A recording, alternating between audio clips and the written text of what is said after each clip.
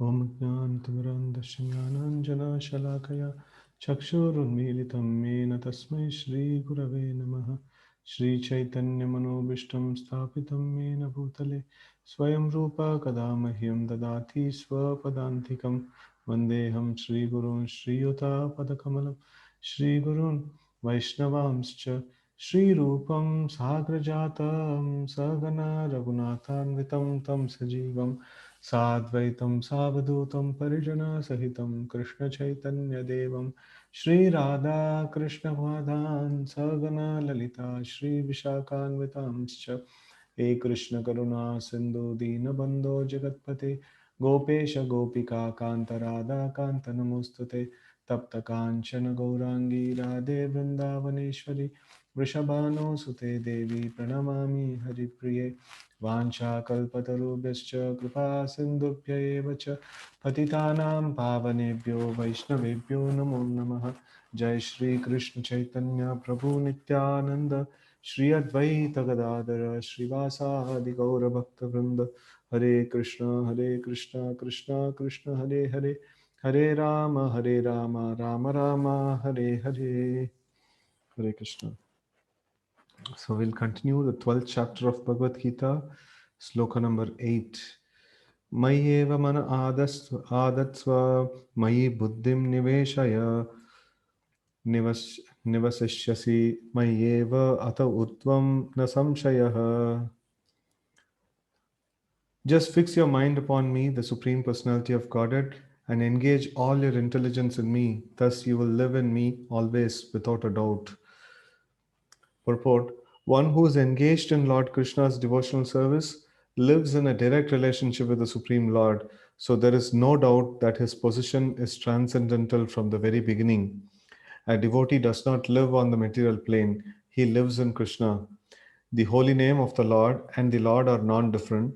Therefore, when a devotee chants Hare Krishna, Krishna and his internal potency are dancing on the tongue of the devotee. When he offers Krishna food, Krishna directly accepts these eatables and the devotee becomes Krishnaist by eating the remnants.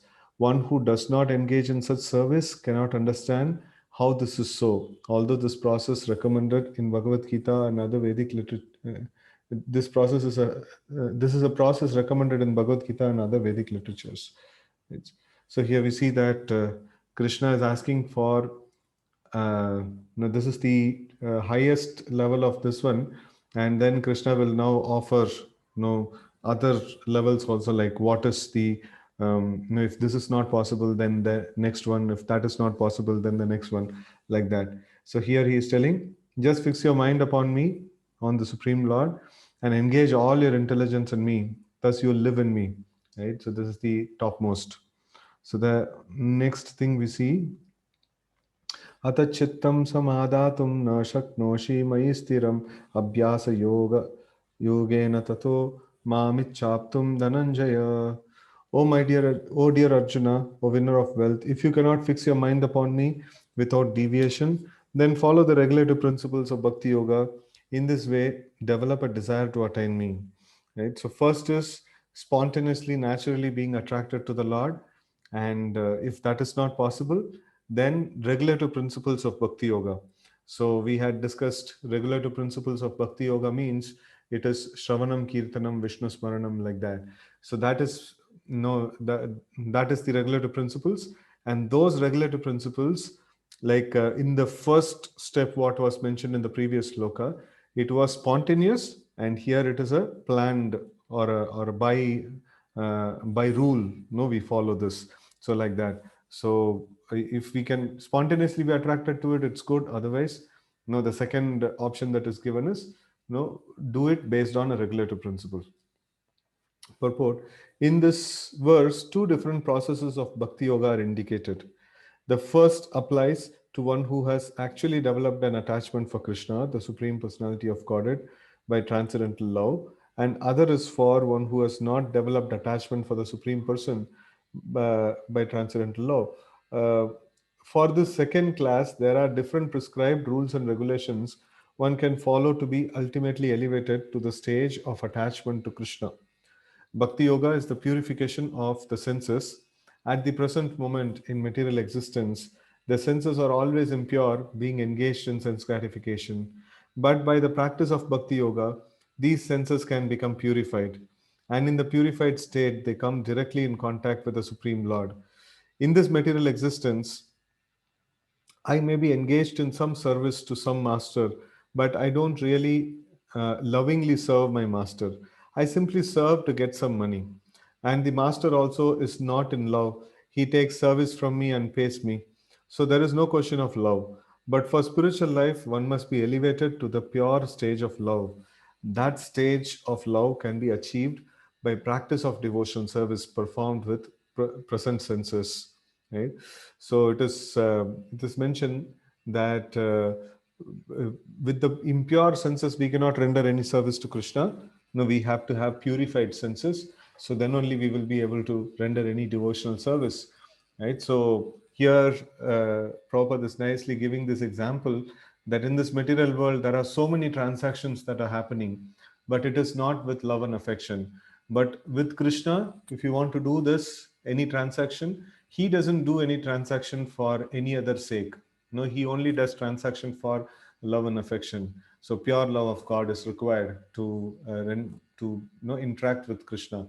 So we have to become purified, and by engagement in devotional service, initially it purifies us, and later on, the same devotional service offers pleasure to Krishna, and then the reciprocation happens.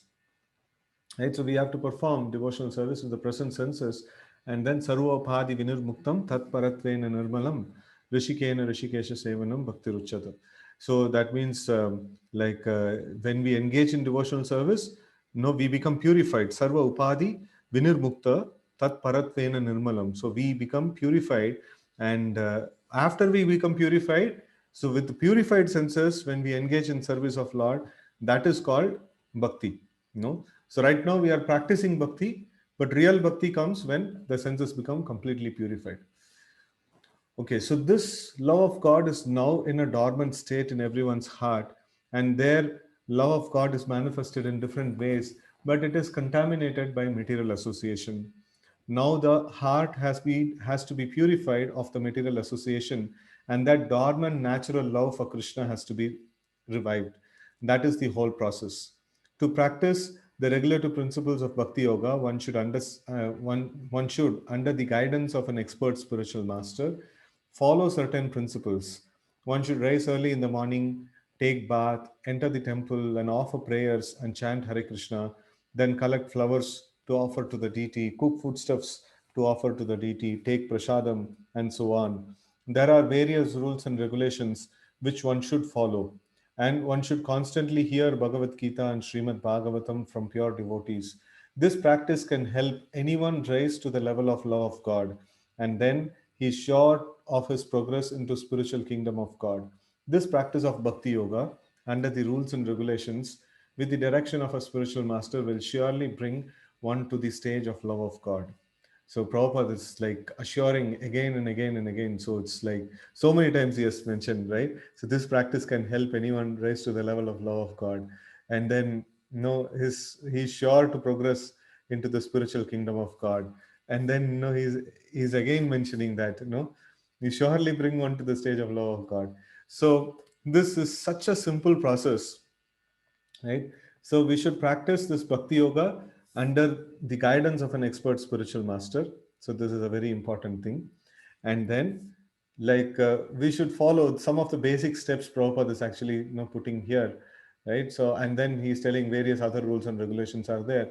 So one should rise early in the morning, take bath, enter the temple, offer prayers, chant Hare Krishna, collect flowers to offer to the deity, cook foodstuffs to offer to the deity, take prasadam.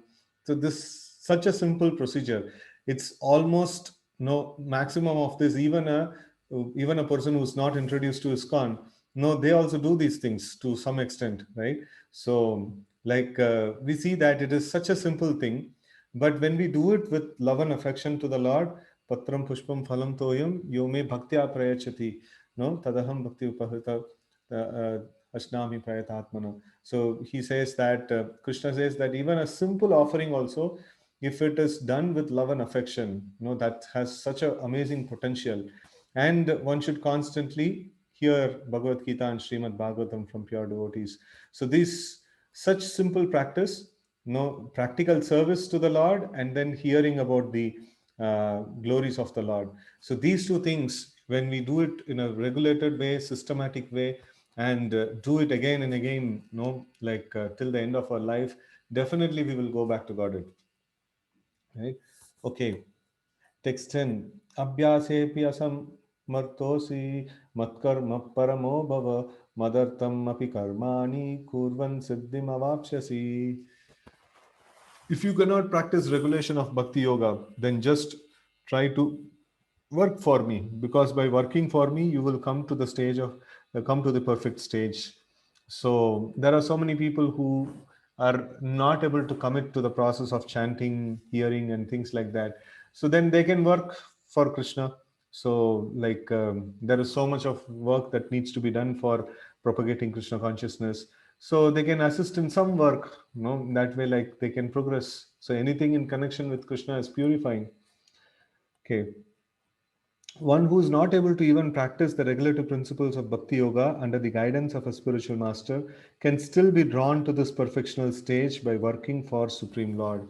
How to do this work has already been explained in the 55th verse of 11th chapter. One should be sympathetic to the propagation of Krishna consciousness. There are many devotees who are engaged in propagation of Krishna consciousness, and they require help. So even if one cannot directly practice the regulative principles of bhakti yoga, he can try to help such work. Every endeavor requires land, capital, organization, and labor. Just as in a business, one requires a place to stay, some capital to use, some labor, and some organization to expand. So the same is required in the service of Krishna. The only difference is that in materialism, one works for sense gratification. The same work, however, can be performed for the satisfaction of Krishna, and that is spiritual activity. If one has sufficient money, he can help in building an office or temple for propagating Krishna consciousness, or he can help with publications. There are various fields of activity, and one should be interested in such activities. If one cannot sacrifice the results of his activities, the same person can still sacrifice some percentage to propagate Krishna consciousness. This voluntary service to the cause of Krishna consciousness will help one raise to a higher state of love for God, whereupon one becomes perfect. Right? So here it's mentioned that even if somebody is not able to commit to the process of chanting, rising early in the morning, and offering service to the deity, and cooking, personally cooking the boga offering to the Lord. So like that, if we are not able to do all those things, then we can actually work. We can give some, we can use our financial strength or organizational skills or whatever skills we have, so we can use that. So and like the first step is like everything in one's possession is used. In here, okay, like we are not able to give our conscious space, at least the external space we can give, right? So that's the second, this one that is mentioned here. And text 11. अतैतद् अपि अशक्तो स्वीकर्तुं मद्योगमाश्रितः सर्वकर्मफलत्यागं ततः कुरु ययात्मवान्. If, however, you are unable to work in this consciousness of me, then try to act giving up all results of your work and try to be self-situated. Purport. So before getting into the purport, like we saw that we have been tracing this point, quite some time, that working without attachment to the fruits. So any yoga system means the bare minimum is, so we should not be attached to the fruits of our work. So if we are too much attached to the fruits of our work, then we cannot perform any yoga system. So here, Krishna is coming to the rock bottom. Now, first, Krishna was telling that you engage all your capacities, all your consciousness, everything in thinking about me, right? So, if that is not possible, then do it with a regulation. Try to think about me. If you are not able to do it spontaneously, then do it in a regulated way. So, if you cannot do that, also then work for Krishna. If you cannot do that, then you work, but then don't be attached to the results of your work. Don't try to enjoy the results of your work. That's like very, very bad, very lower state. Right? So here we see that it may be that one is unable to sympathize with the activities of Krishna consciousness because of social, familial, or religious considerations, or because of some other impediments. If one attaches himself directly to the activities of Krishna consciousness, there may be objection from family members or so many other difficulties. For one who has such a problem, it is advised that he sacrifices the accumulated result of his activities to some good cause. Such procedure are described in Vedic rules. There are many descriptions of sacrifice and special functions for the full moon day, and there is special work in which that results of one's pious actions may be applied. Thus, one may gradually become elevated to a state of knowledge. It is also found that when one who is not even interested in the activities of Krishna consciousness gives charity to some hospital or some other social institution, he gives up the hard earned results of his activities. That is also recommended here, because by the practice of giving up the fruits of one's activities, one is sure to purify his mind gradually. It's a very gradual process, though, but still, it's a good start, right? And in that purified stage of mind, one becomes able to understand Krishna consciousness. Of course, Krishna consciousness is not dependent on any other experience, because Krishna consciousness itself can purify one's mind. But if there are impediments to accepting Krishna consciousness, one may try to give up the results of his actions. In that respect, social service, community service, national service, sacrifice for one's country, etc., may be accepted, so that someday one may come to the stage of pure devotional service to the Supreme Lord. So basically, like Krishna is telling here, no, that, and Prabhupada is explaining in the purport that, no, if you can use all your resources in Krishna's service, that is great. But if you cannot, at least don't enjoy it for yourself. At least give it to someone, like at least use it for some cause. So using kripana phala hetavaha, so one who is just keeping his possessions only for himself, he's called as kripana or miser, right? So in this connection, there is one nice this one nice story is there about the what is that Dadichi Muni. So nice story about Dadichi Muni is there. So when like the like Devatas, no, they were in real trouble, and Vritrasur, no, he had kind of occupied the no heavenly position, and then he was like really torturing all the Devatas and things like that. And Vritrasur was and the Devatas were in very precarious condition, and they went to the Lord and asked for a solution, and the Lord told, no, you approach Dadichi Muni and you can get the bones of Dadichi's body, and in that way, like you can you can somehow other fight the Vritrasur, and with that you can actually kill Vritrasur. So when they go to Dadichi Muni and ask for the bones, so Dadichi Muni says, no, first there is so much other discussion actually happens. Then at last, Dadichi Muni says that, you see, like, no, what's the use of this body if it cannot be used in other service? So it has to be used in somebody's service. So what's the use of this body without using this in other service? So in that way, Dadichi Muni says, okay, I'm very, very happy to give up my body, so that, no, you are telling Vishnu has asked you to make this Vajrayudha out of my body, out of the bones of my body. So I'm very, very happy to give it. So at last, no, the purpose of life is that somehow or other we should be of some use for someone. Now I'm very happy that I'm able to give up my body, right? So that's the Vedic culture, and that's the that's a nice principle. And here also we see that Krishna is telling that don't become the miser, don't keep everything for yourself, like, no, at least give, to some cause, right? So that's what is mentioned here. Okay. And in that way, gradually we may approach the pure devotional service. This is not pure devotional service. Giving giving charity to some cause other than no devotional service is not actually devotional service. But then, this habit of giving, this habit of not enjoying one's property for oneself is a very nice habit, and gradually it may take one to the point of Krishna consciousness. Okay.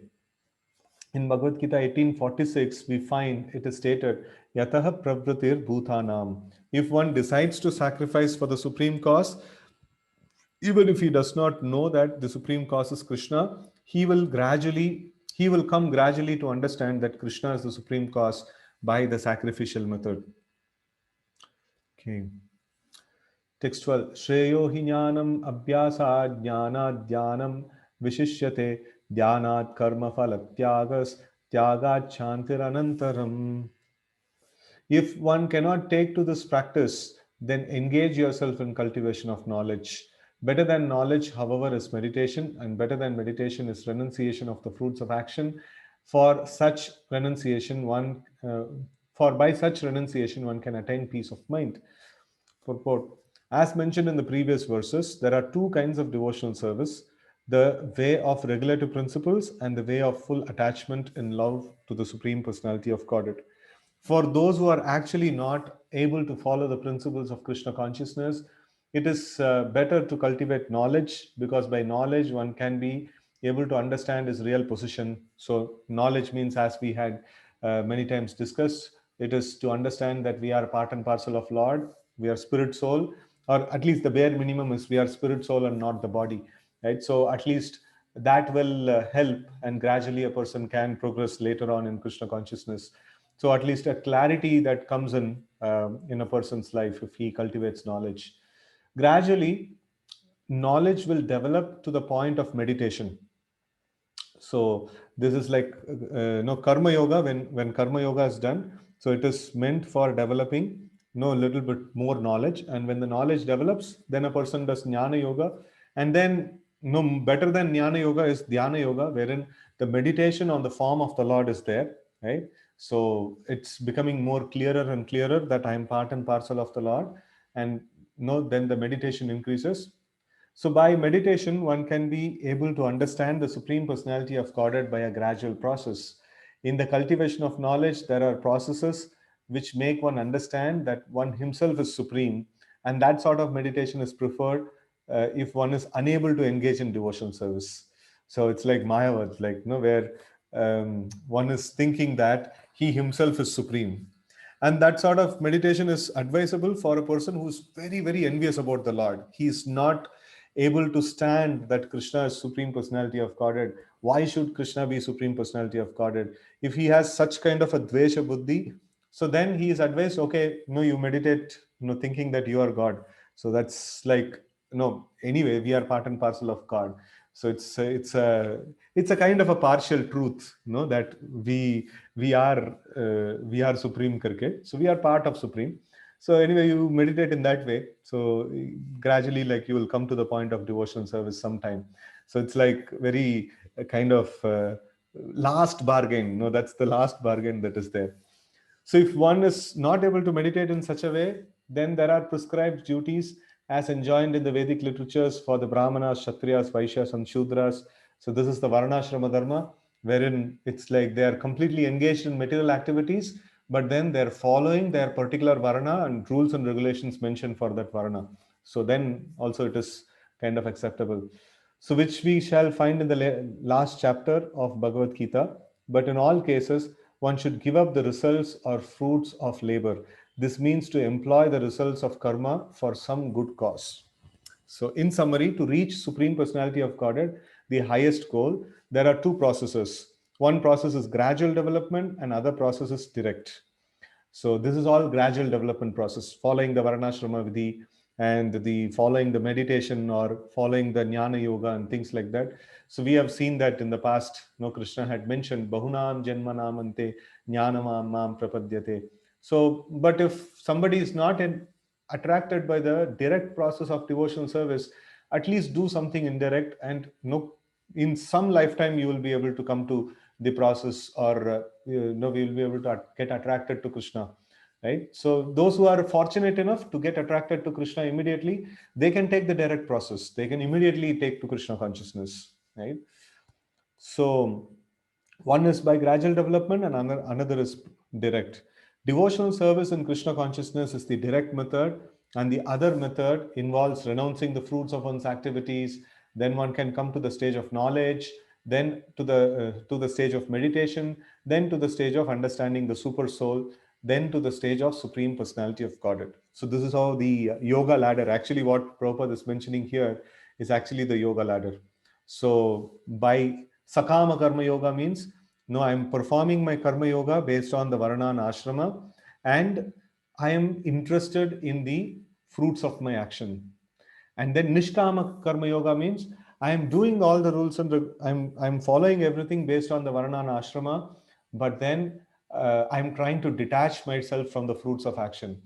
And moment I start detaching myself from the fruits of action, like knowledge increases. So that's the way the knowledge actually increases. It's not that reading a lot of books increases the knowledge. No, by giving up the attachment to one's possessions, so one's knowledge increases. And when knowledge increases, it becomes more clearer that I am spirit soul. And then I start engaging in more of spiritual activities, and then the meditation increases.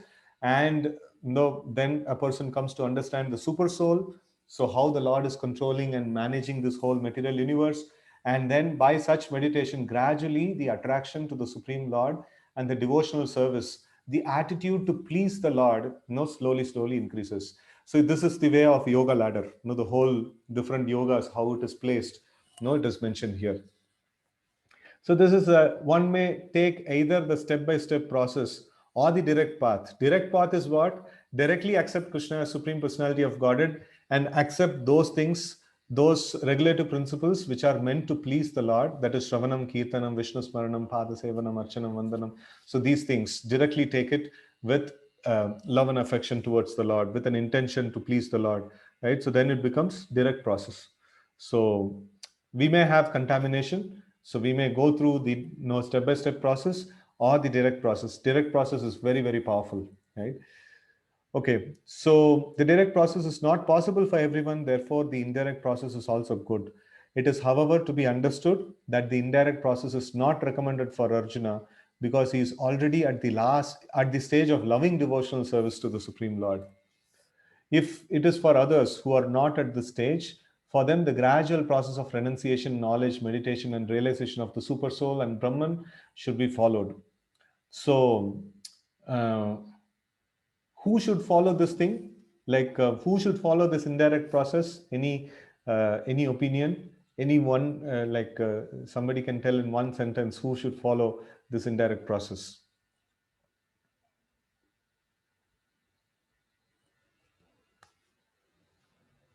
So you can put it in the chat or you can unmute and tell also. Hare Krishna, Krishna Krishna, Hare Hare, Hare Ram, Ram Ram, Hare Hare. Atheists, okay, yeah, atheists, non-believers, those who are so much of envy, they have towards Krishna.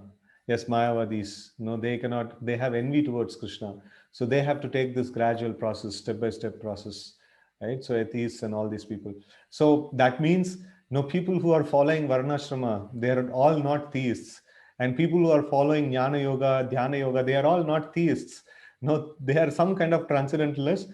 Theistic means to accept the way, they come under some class of theistic. This one, they kind of but they are not devotees of the Lord. No, they are not devotees. They are some kind of transcendentalists. They are trying to purify themselves, but they are not devotees, right? So they are non-devotees. So even non-devotees have a process, for coming into the system. So gradually they can purify and they can come to the point of Krishna consciousness. Okay. So, but as far as Bhagavad Gita is concerned, it is the direct method that is stressed. Everyone is advised to take the direct method and surrender into the Supreme Personality of Godhead, Krishna. Okay, text 13 to 14. Adveshta sarva bhutanam maitra karuna yevacha nirmamo nirahankaraha samadukka shukakshami santushtaha satatam yogi yayatma dridanaschayah mayyarpitam mano buddhir yomad bhaktaha same priyah.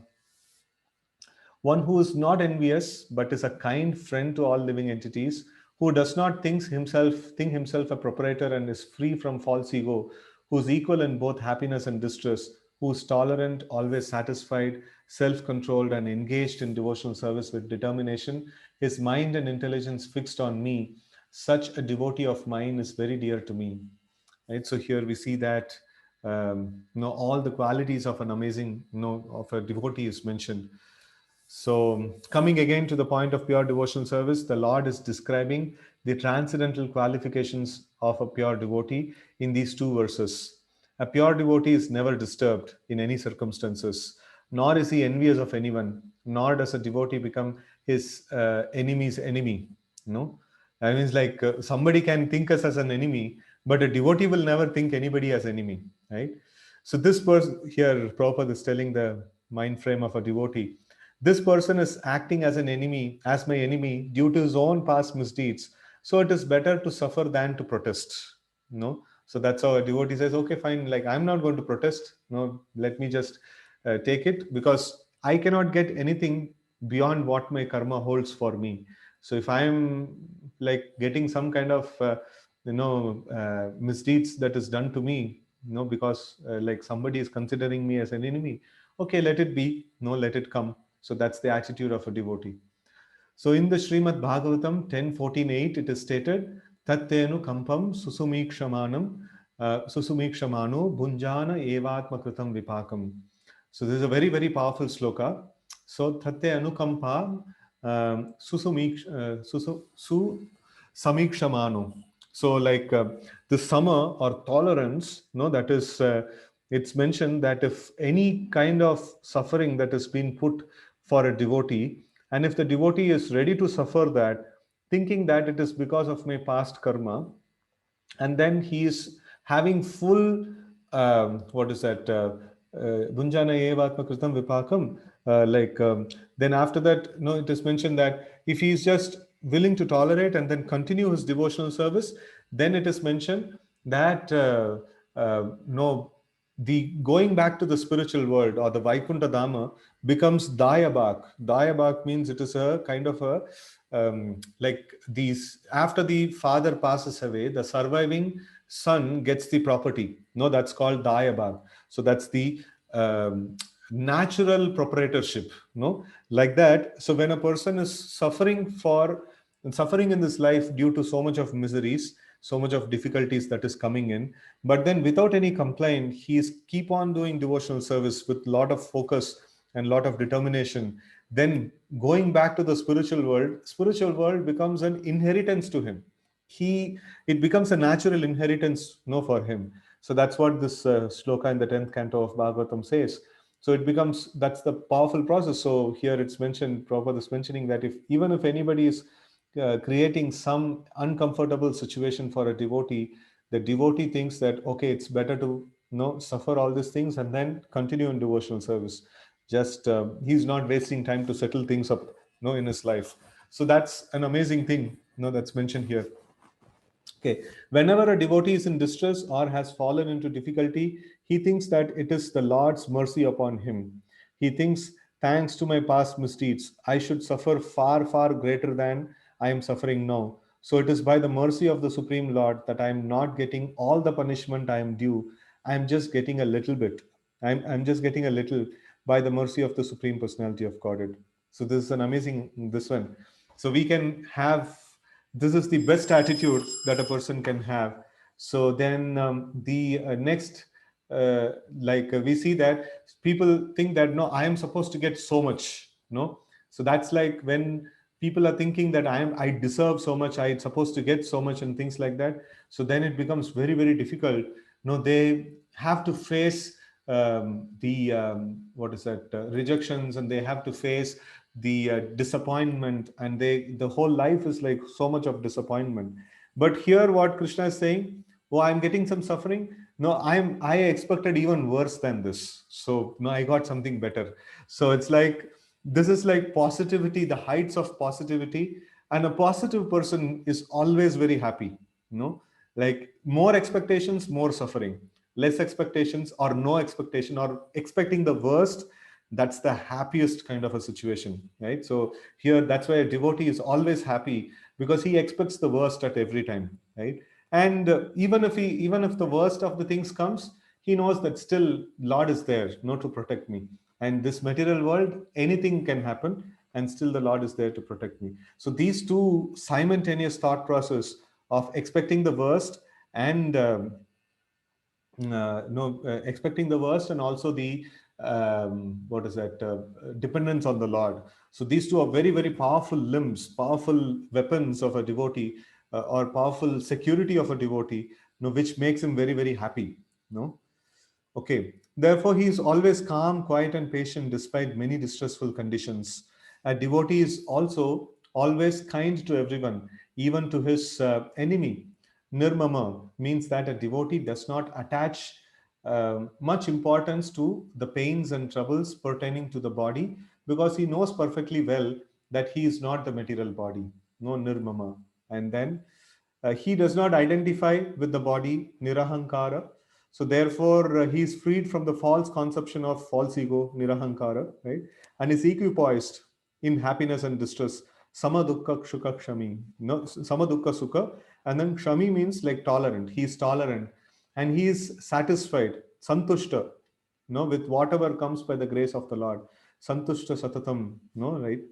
And he does not endeavor much to achieve something which is something with great difficulty.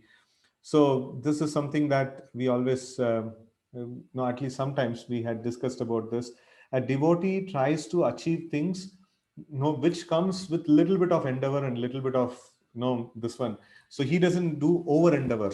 No, atyahara prayasascha prajalpo niyamagraha jana sangascha laulyam cha shadbir bhaktir vinashyati, right? So this these things will destroy bhakti if we over endeavor for material things. No, then it is not very good.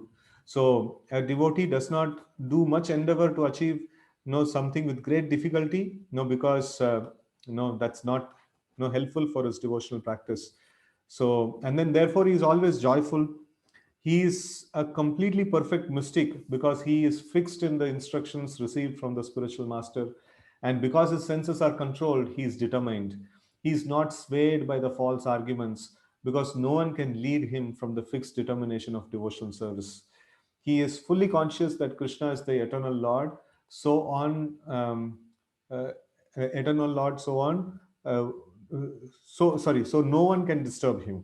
All these qualifications enable him to fix his mind and intelligence entirely on the Supreme Lord. Such a standard of devotional service is undoubtedly very rare, but a devotee becomes situated in that stage by following the regulative principles of devotional service. Furthermore, the Lord says that such a devotee is very dear to him, for the Lord is always pleased with his activities in full Krishna consciousness. Right? So now, still further, Krishna will be describing the qualities of a devotee. Now we will read more qualities. Yasman no dvijate loko, lokan no dvijate chayah, harsha marsha bayodvegair, mukto yah sacha me priyah. He by whom no one is put into difficulty and who is not disturbed by anyone, who is equipoised in happiness and distress, fear and anxiety, is very dear to me. So one who is not disturbed in his mind, no, he becomes very dear to Krishna. Right? So if we are disturbed by happiness and distress or fear and anxiety, then okay, no, we are not that special. No, we become special in the eyes of the Lord when we become completely equipoised. No, we become very balanced in all these emotions. So then we become very dear to Krishna, and we can get to this stage by the process of chanting the Hare Krishna mantra, right? So this is going to elevate us to this kind of position. We will not be disturbed by any of the pushings and pullings of this material world. Purport: a few of the devotees' qualifications are further being described. No one is put into difficulty, anxiety, fearfulness, or dissatisfaction by such a devotee. Since a devotee is kind to everyone, he does not act in such a way as to put others into anxiety. Right? At least he doesn't intentionally do that. So if somebody gets into anxiety because of a devotee's action, so that's like unavoidable. No, it may things may happen like that, but then a devotee would never like anybody to be in anxiety because of him, right? At the same time, if others try to put a devotee into anxiety, he is not disturbed. No, he is like, no, he's ready to tolerate that. It is by the grace of the Lord that he is so practiced that he is not disturbed by any outward disturbances. Actually, because a devotee is always engrossed in Krishna consciousness and engaged in devotional service, such material circumstances cannot move him.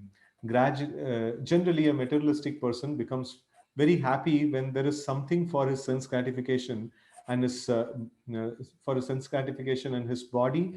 But when he sees that others have something for their sense gratification and he hasn't, he is sorry and envious. When he is expecting some retaliation from an enemy, he is in a state of fear. And when he cannot successfully execute something, he becomes dejected. A devotee is always transcendental to all these disturbances, is very dear to Krishna. So that means like it's very, very purifying. Let's try to understand this thing in a nice way. So generally, a materialistic person, he becomes happy when something is there for his sense gratification or for his body, and when he sees that somebody else has and then he doesn't have, he becomes sorry. No, like he becomes very sad that no, I don't have. And he also sometimes become envious. Why only he has? No, why not me? Right? So like that. So he becomes envious. And no, when he's expecting some retaliation from an enemy, he's in a state of fear. Oh, what is going to happen to me? And when he cannot successfully execute something, he becomes dejected. So no, these things are not there in a devotee's no profile. A devotee is always transcendental to these disturbances. And such a devotee, not it's not in the practicing stage, it's in the advanced stage. So when we reach this kind of a stage, we become very dear to Krishna. And this is possible by the practice of bhakti yoga, by the process of chanting the Hare Krishna mantra. Text 16 अनपेक्षः सुचिर्दक्ष उदासीनो गतव्यतः सर्वारंभ परित्यागी यो मद्भक्तः समे प्रियः. My devotee who is not dependent on the ordinary course of activities, who is pure, expert, without cares, fear from what is that? Free from all pains and not striving for some result, is very dear to me. Right? So here Krishna is describing more of his devotees' qualities. Money may be offered to a devotee, but he should not struggle to acquire it. If automatically by the grace of Lord, grace of the Supreme, money comes to him, he is not agitated. Naturally, a devotee takes a bath. Okay, so first let us discuss this thing. So this is like when we are too much behind, like accumulating money, then we have to be in anxiety. There is no way that we can peacefully, we can be at peace and then we are in so much behind money. So that's very, very difficult.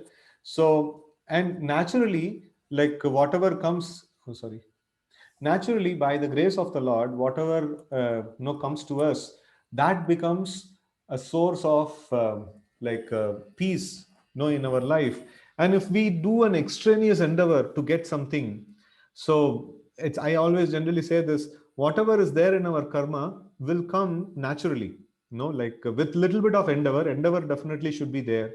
So with little bit of endeavor, when I try, naturally that this one will come. So, but if I'm trying so much very hard to get something, and then if I get it, no, definitely because it is not there in my karma, that's why I had to struggle so much. And then I may be able to get a little more than what I deserve, but then that is not going to fit. No, it's just like no, you get a spare part for your electronic device, and then it's of a different model, and it doesn't fit. And if you try to forcibly fit, no, then the machine breaks or something malfunctions in the machine and the whole thing goes for a toss, right? So it doesn't need to be that everybody in this world has to be same. I am a special make, and for me, whatever is needed, based on my karma, will definitely come with a little bit of endeavor, and that endeavor, that honest, like minimal endeavor for material things, must be done, and with that, I should definitely be able to get, whatever is in stock for me, and whatever comes, no daival labdhena santosha. Whatever comes by the desire of the Lord, will of the Lord, we should become satisfied and happy, right? So that's something Krishna is mentioning. And in this way, a devotee, an advanced devotee, he doesn't get agitated by these things. And then naturally, a devotee takes a bath at least twice in a day and rises early in the morning for devotional service. Thus, he is naturally clean both inwardly and outwardly. Here Prabhupada sets the standard of cleanliness. So Brahmanas generally take bath thrice a day because they have to do the Sandhya Vandana, and they have to do all these things. So it requires bath. So during travel and other times, like there may be some difficulties, but they try their best to take multiple baths. At least, we should take twice bath, morning and evening at least, right? So in that way, we can maintain cleanliness. So more the dirts get accumulated in the body, so it becomes that also induces the mode of ignorance into the system, right? So the sweat or the dirt gets accumulated and things like that. So it becomes like very no tamasic in nature. No, we will not be able to do this like uh, do the process of Krishna consciousness, or we cannot maintain the mode of goodness. No, we see that difference. So whenever no, we perform this one Gayatri Japa, like all the second initiated devotees, they have to do. So then, like when we do it after a bath, or when we do it, when we are traveling, like and we are not able to take bath on time and things like that. So when we do the meditation like that, there is a gulf of difference actually. So just by like taking a bath, we actually refresh the whole system, and then we come closer to mode of goodness. So in that way, we'll be able to have better concentration, better performance in our devotional service. Right? Okay. Thus, he is naturally clean both inwardly and outwardly. A devotee is always expert because he fully knows the essence of all activities of life, and he is convinced of the authoritative scriptures. A devotee never takes the part of a particular party. Therefore, he is carefree. He is never pained because he is free from all designations. He knows that his body is a designation, no, sarva upadi vinirmuktam, so like upadi or designation. So if there are some bodily pains, he is free, like he's not okay, like I've got a faulty vehicle and which is giving some trouble, so let me just take care of it as much as it possible, and then let me continue, right? So any day, like this body is going to get old, and it's going to create a lot of problem in the future. So it's with minimal endeavor, whatever I can maintain this body, that's great, that's nice. The pure devotee does not endeavor for anything which is against the principles of devotional service. For example, constructing a big building requires great energy, and a devotee does not take to such business if it does not benefit him by advancing in devotional service. He may construct a temple for the Lord, and for that he may take all kinds of anxiety, but he does not construct a big house for his personal relations. Okay. Text 17. Yo na harshati na dveshti na sochati na kankshati subhashubha parityagi bhaktiman ya same priyaha. Okay, so just before this, he may not construct a big house for his personal relations. So in the Vedic times, we can see this, very nice. This one, all the temples in the previous ages, they are all standing very solidly. Like Srirangam temple is there, like Jagannath Puri temple is there, and many great temples which are from thousands of years, old. We don't find, like not many, or even one single house also we don't find thousands of years standing, right? So that means the people in the past have given so much importance to the temples, and they were actually living by these principles, that those temples which are built thousands of years before are still standing so solidly, right? So that means, like, how does that solidity comes? Because they knew the importance of these things, they invested on the Lord rather than their own properties, right? So that's an amazing thing that is mentioned here. Okay, text 17. One who neither rejoices nor grieves, who neither laments nor desires, and who renounces both auspicious and inauspicious things. Such a devotee is very dear to me.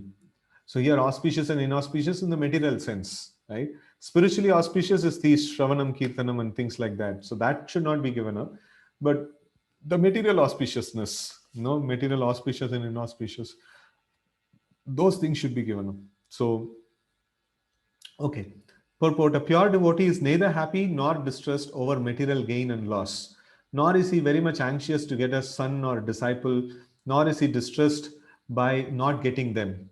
If he loses anything which is very dear to him, he does not lament. Similarly, if he does not get whatever he desires, he is not distressed. He is transcendental in the face of all kinds of auspicious, inauspicious, and sinful activities. He is prepared to accept all kinds of risk for the satisfaction of the Supreme Lord. Nothing is an impediment in the discharge of his devotional service. Such a devotee is very dear to Krishna. So when Prabhupada is writing this, he has gone through all of it, and we can see that no, he has seen people backstabbing him. No, he has seen people betraying him, and he has seen through all the difficulties. And Prabhupada, amongst all the difficulties, never tried to do anything harm to those people who did anything to him. And he has always been focusing on how to propagate this Krishna consciousness, how this message of Krishna consciousness can be reached to more and more people, right? So that was the attitude of Prabhupada, and we see that it was like very amazing. Srila Prabhupada could make an amazing organization. Okay, text 18 and 19. समशत्रुच मित्रे च तथा मानोपमानयोः शीतोष्णसुखदुःखेषु समसङ्गविवर्जितः तुल्यनिन्दाशुतिर्मौनी सन्तुष्टो येन केनचित् अनिकेतः स्थिरमतिर्भक्तिमान् मे प्रियो नरः. One who is equal to friends and enemies, who is equipoised in honor and dishonor, heat and cold, happiness and distress, fame and infamy, who is always free from contaminating association, always silent and satisfied with anything, who doesn't care for any residence, who is fixed in knowledge, and who is engaged in devotional service. Such a person is very dear to me. Purport: a devotee is always free from all bad association. Sometimes one is praised and sometimes one is defamed. That is nature of human society. But a devotee is always transcendental to this artificial fame and infamy, distress and happiness. He is patient. He does not speak of anything but the topics about Krishna. Therefore, he is called silent. No, he is silent materially, but then spiritually he is speaking about the glories of the Lord. Silence does not mean one should not speak. Silent means that one should not speak nonsense. One should speak only of essentials, and the most essential speech for the devotee is to speak for the sake of the Supreme Lord. A devotee is happy in all conditions. Sometimes he may get very palatable footsteps, sometimes not, but he is satisfied. Nor does he care for any residential facility. He may sometimes live underneath a tree, and he may sometimes live in a very palatial building. He is attracted to neither. He is called fixed because he is fixed in his determination and knowledge. We may find some repetition in the descriptions of the qualification of a devotee, but this is just to emphasize the fact that a devotee must acquire all these qualifications.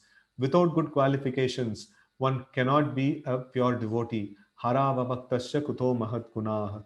One who is not advanced, not a devotee, has no good qualifications. One who wants to be recognized as a devotee should develop the good qualifications. Of course, he does not extraneously endeavor to acquire these qualifications, but engagement in Krishna consciousness and devotional service automatically helps him develop them. This is a very, very important thing. Engagement in the Krishna consciousness and devotional service automatically helps him develop them. So just by meditating on the lotus feet of the Lord, just by chanting the names of the Lord with attentiveness, just by hearing the glories of the Lord from Bhagavad Gita and Srimad Bhagavatam, we will reach this stage. We will develop all these qualities. No, it is not some theory. It is not some high funda stuff that is being spoken about. No, we will see these differences in our life. No, that's for sure, right? So we should have that faith in the process. And when we practice this Krishna consciousness, what is it that we have to see? How is it that we can understand we are progressing? We should develop and manifest these qualities in us. No, that's when we are considered to be advanced in Krishna consciousness. Okay. Text 20. Etu dharmamrutam nidam yatoktam paryupasate shraddadana parama bhaktaste tiva me priyaha. Those who follow this imperishable path of devotional service and who completely engage themselves with faith, making me the supreme goal, are very, very dear to me. Okay, purport. In this chapter, from verse 2 through the end, from Maya Vesha Mano Yemam, fixing the mind on me, through Etu Dharmamrutam Idam, this religion of eternal engagement, that means like from second sloka to 20th sloka, 19 slokas, no? Wherein first sloka, Arjuna asked the question, and 19 slokas, like Krishna is giving the answer for the whole thing, right? The Supreme Lord has explained the process of transcendental service for approaching Him. Such processes are very dear to the Lord, and He accepts a person engaged in them. The question of who is better one who's engaged in the path of impersonal Brahman or who's engaged in the personal service of the Supreme Personality of Godhead, was raised by Arjuna. That's the first sloka of this chapter. And Lord replied to him so explicitly that there is no doubt that devotional service to the personality of Godhead is the best of all processes of spiritual realization. Right? In other words, in this chapter, it is decided that through good association, one develops attachment for pure devotional service and thereby accepts a bona fide spiritual master, and from him begins to hear and chant and observe the regulative principles of devotional service with faith, attachment, and devotion, and thus becomes engaged in transcendental service of the Lord. This path is recommended in this chapter. Therefore, there is no doubt that devotional service is the only absolute path for self-realization, for the attainment of the Supreme Personality of Godhead. The impersonal conception of the Supreme Absolute Truth, as described in this chapter, is recommended only up to the time one surrenders himself for self-realization. In other words, as long as one does not have the chance to associate with a pure devotee, the impersonal conception may be beneficial. In the impersonal conception of absolute truth, one works without fruitive results, meditates and cultivates knowledge to understand the spirit and matter. This is necessary as long as one is not in association of a pure devotee. Fortunately, if one develops directly a desire to engage in Krishna consciousness in pure devotional service, he does not need to undergo step by step improvements in spiritual realization. Devotional service, as described in the middle six chapters of Bhagavad Gita, is more congenial. One need not bother about materials to keep body and soul together, because by the grace of the Lord, everything is carried out automatically. Right? So it's a very, very powerful purport. Now, where we see that the indirect process of step by step process is there, but if we take to the direct process of devotional service, whatever is needed for his sustenance, and whatever is needed, whatever he's supposed to do, or whatever responsibilities that we may have in the material world, and we may relinquish that, and we may take up to Krishna consciousness in case of dedicated life and things like that. So still Krishna takes care of everything. Whatever is needed, Krishna will definitely take care of all those things. Right? Okay. Thus end the Bhaktivedanta purport of the 12th chapter of Srimad Bhagavad Gita in the matter of devotional service. Okay, so that's great. So we will stop here for today's discussion, and we will continue further.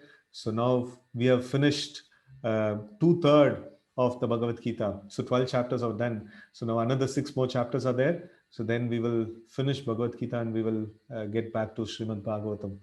Right. So thank you all very much for joining every day and encouraging us. So it's a nice encouragement for reading every day.